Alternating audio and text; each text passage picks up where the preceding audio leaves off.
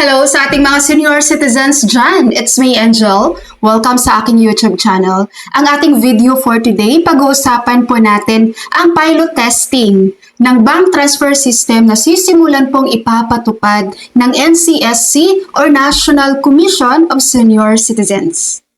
Ang pinag-uusapan po natin dito mga ma'am and sir, ito po yung sa Expanded Centenarian Act or RA number 11982 na kung saan kapag ang ating mga senior citizens sa Pilipinas ay makakatanggap po sila ng tig 10,000 pesos tuwing pagsapit po ng kanilang edad na 80 years old, 85 years old, 90 years old, and 95 years old.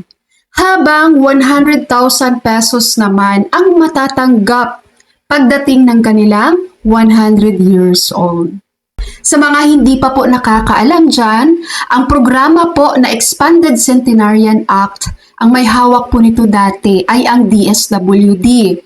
At official na po ito na nai-transfer po sa NCSC noong January 2025. So si NCSC na po ang may hawak nitong programa na to ngayon at hindi na po ang DSWD.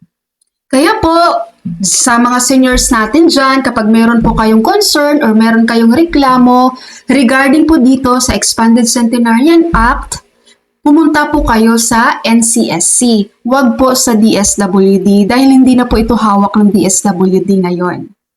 Okay? So ito na nga po ang NCSC or National Commission of Senior Citizens ay naglabas na po sila ng anunsyo na sisimulan na po nilang ipapatupad ang pilot testing ng distribution po ng cash gift sa mga senior citizens. At mag-uumpisa po ito ngayong first quarter ng 2026. Ang galing, no? So, ang layon po ng bagong sistema na ito ay para po matiyak ang direktang pagtanggap ng mga senior citizens ng mga benepisyo. At para po mas mabilis at ligtas ang pamamahagi ng cash gift doon sa mga eligible na mga senior citizens. Maganda itong ginagawa ng NCSC na bank transfer sa mga centenarian.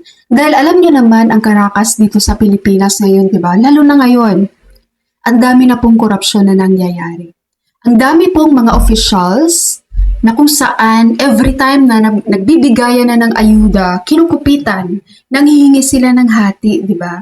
Kaya kapag itong bank transfer na to ay magiging regular na talaga siya, maganda to at malaki ang benepisyo nito para sa ating mga senior citizens.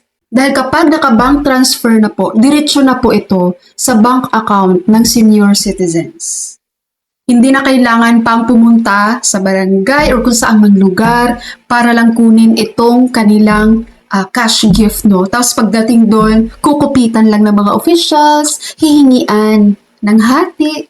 Diba? Sana balang araw, gagawin din sana to ng DSWD, ang bank transfer system ng mga social pension ng mga senior citizens, no? Sa mga indigent.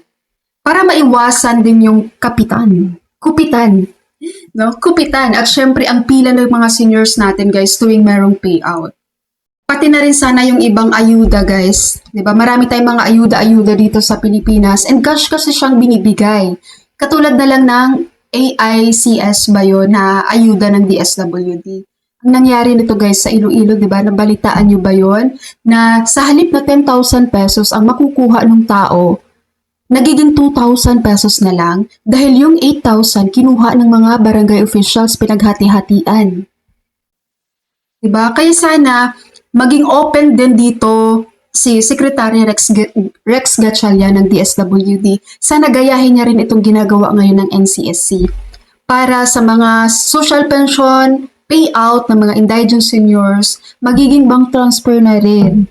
Kasi ang hirap pag cash. So yun po ang magandang update ngayon ng National Commission of Senior Citizens pagdating sa cash gift ng ating mga centenarian na kung saan dadaan na ito ng bank transfer, guys. Hindi na siya cash. Sa mga senior citizens natin dyan ngayon na malapit na pong mag 80 years old, 85, 90, 95, and 100 years old, mag-apply kayo guys ha. Kailangan nyo kasi dito mag-apply eh. Mag-apply kayo dyan sa OSCA nyo ng centenarian o kaya sa municipality nyo. Dahil ang gagawin kasi dito guys ng mayor sa lugar nyo, magre-request yan sila ng budget sa NCSC. Siyempre, nandun yung mga details nyo kapag sinabit nila yan sa NCSC.